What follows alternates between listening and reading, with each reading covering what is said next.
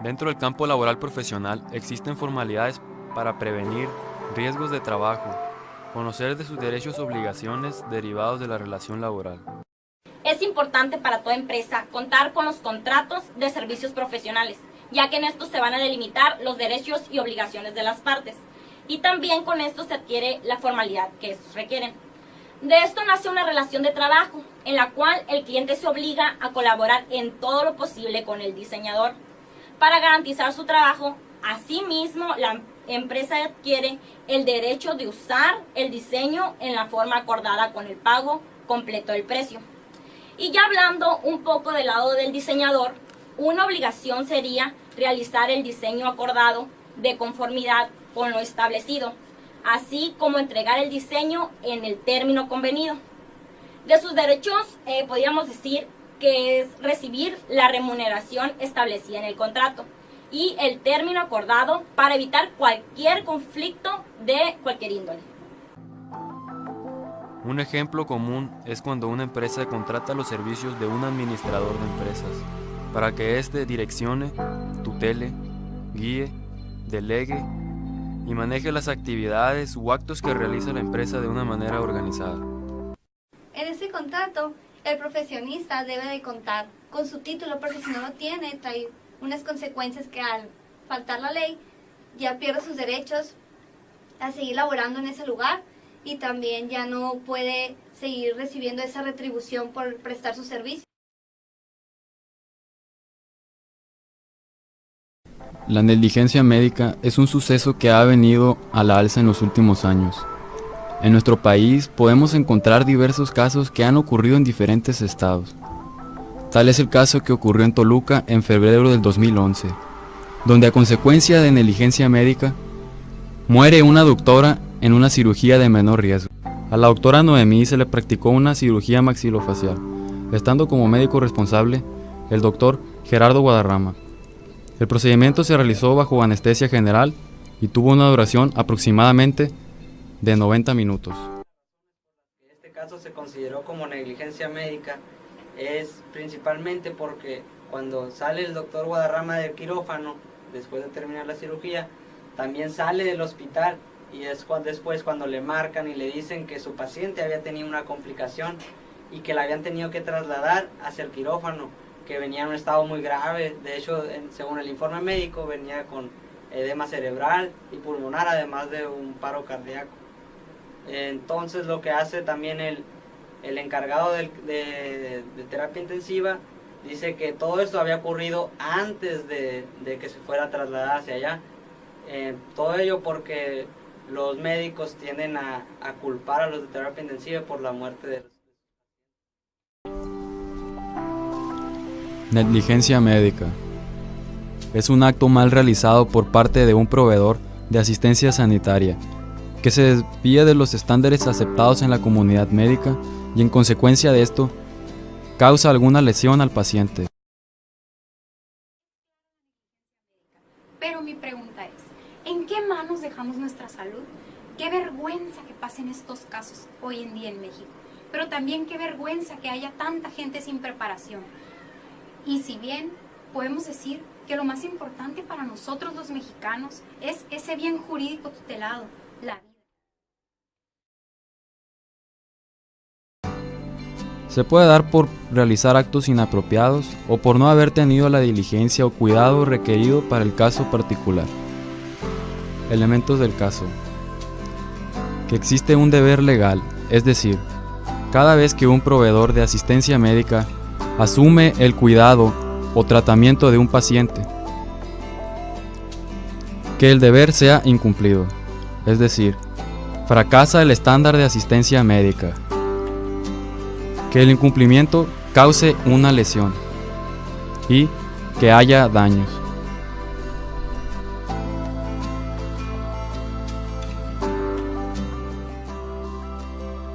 Negligencia médica en Toluca, en un hospital privado donde estaban involucrados dos doctores anteriormente mencionados, donde uno de ellos fue víctima de una negligencia, de una omisión y de una excepción del médico y del doctor Guadarrama.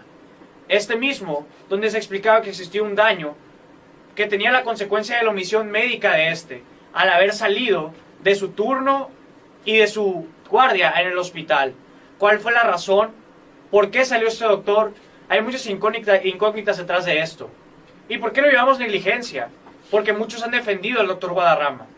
Y en realidad, la negligencia se explica como que es algo que se produce cuando el médico deja de cumplir con las normas que rige su profesión.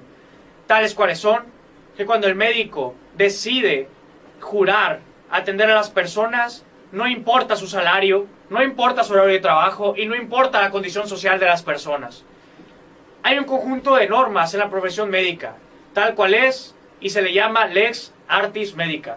Esta misma nos habla sobre los manuales, sobre lo que tiene que hacer el doctor, el médico y sus auxiliares al ejercer su profesión, al ejercerlo, donde cuentan 3 elementos a la hora de la negligencia médica. El primero de ellos, hablamos del daño valorable. El segundo de ellos, hablamos de la actuación médica y de la actitud del médico y de sus internos hacia los pacientes. De una manera negligente, de la relación directa que tienen estos. En este caso, una omisión. Una omisión de la que fue víctima la doctora Noemí, de tan solo 37 años de edad. Víctima del mal manejo sanitario de un hospital. Víctima de la impunidad, víctima de la corrupción, víctima de esos sindicatos que tienen dañado al pueblo mexicano. Fue víctima de la separación de pruebas. Esto mismo que es la corrupción que existe en el Estado mexicano de grande manera. Tales pruebas existen de manera expresa. Sin duda, uno de los grandes retos que se ha planteado el presidente de la República, Enrique Peña Nieto, ha sido un México en paz. El sistema penal acusatorio nos abre una esperanza de seguridad. Por un cambio legal, la realidad va a cambiar. Y realmente, la realidad es otra. Y les puedo dar varios ejemplos. Según la Constitución, tenemos derecho a la salud. Vayamos al Seguro Social y veamos las listas. Según la Constitución, tenemos derecho a la vivienda. Vayamos a la colonia Esperanza Tiznado y preguntémosle a los habitantes de esa colonia. Entonces, tenemos una serie de derechos reconocidos por la Constitución que meramente estas reformas solamente vienen a arropar a las campañas políticas.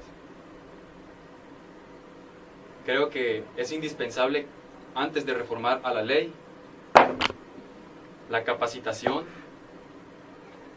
de jueces, de magistrados, la capacitación en materia de peritos y sobre todo la capacitación en materia de policía. Además de la profesionalización del coordinador de la investigación, que es claro que esa inseguridad que vivimos en nuestros bienes es la que llevó incluso al nuevo cambio de gobierno. Un proceso penal sustentado en la prueba científica, que nos ayudará realmente a esclarecer los hechos, no a suponerlos, no el indicio que nos lleve a tener una conclusión de qué creemos que es muy probable que sucedió. Es una prueba que nos puede respaldar con certeza que la sentencia que se va a emitir, cuando menos está respaldada en hechos que lograron destruir la presunción de inocencia, que llevaron verdaderamente a la condena esta idea que tenemos todos de este México justo, se puede llevar adelante con el nuevo sistema penal acusatorio. En materia de juicios orales está en la sociedad civil, un grupo de personas integradas por ciudadanos sin ninguna vinculación partidista y sin ningún interés de otro tipo. Se dieron a la tarea de promover un anteproyecto de reforma que fue sometida a consideración de nuestros legisladores en el mes de noviembre del año 2006.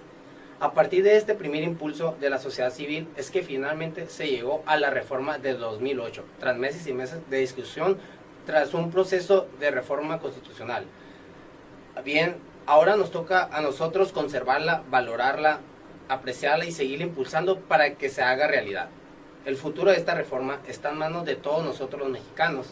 No es una reforma que haya nacido de un gobierno, no es una reforma que haya nacido por interés de un partido político determinado. Es una reforma que atraviesa los intereses, las esperanzas, las frustraciones también de millones de mexicanos y es una reforma que está aún a punto de construir.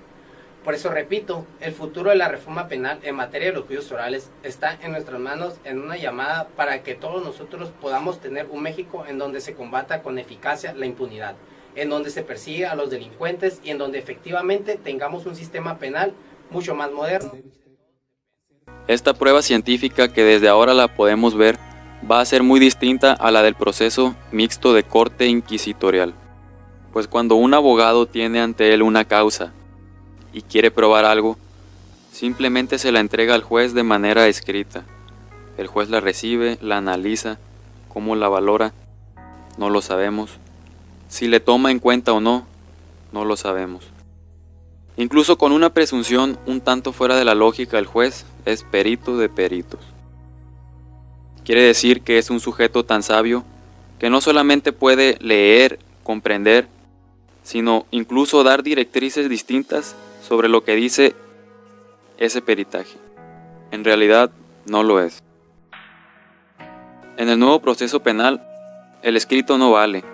Para que una prueba pericial, por ejemplo, valga, es necesario que el perito acuda al juicio y no solo exponga el resultado de su peritaje, sino sobre todo que explique cuál fue el método que siguió para llegar a esa conclusión, pasando por todo el eslabón y cadena de custodia que requiere el haber recabado esa prueba. Cuando un abogado tenga un caso, tendrá que plantear su teoría del caso. Puede ser una teoría sustentada en una hipótesis fáctica. Hay que tomar en cuenta que la teoría fáctica, sin la prueba que la respalda, no deja de ser una especulación. Una especulación que no puede desvirtuar, romper con esa presunción de inocencia y que en el momento de sentencia debe prevalecer el principio de indubio pro reo. Una teoría fáctica que nos lleve a una teoría jurídica en donde el abogado va a poner en evidencia cuánto derecho penal sabe. Hoy en día requieren de preparación y mucha disposición para llegar a cosechar bastantes logros en su carrera, como profesionistas, claro. Tienen que capacitarse día con día a través de cursos, maestrías y lectura, ya que habrá más competencia y la competencia lleva consigo más dedicación, más entrega. Mantenerse actualizado será una obligación. Si hay profesionistas mejor preparados, la sociedad será la más beneficiada, ya que ofrecerán un mayor servicio.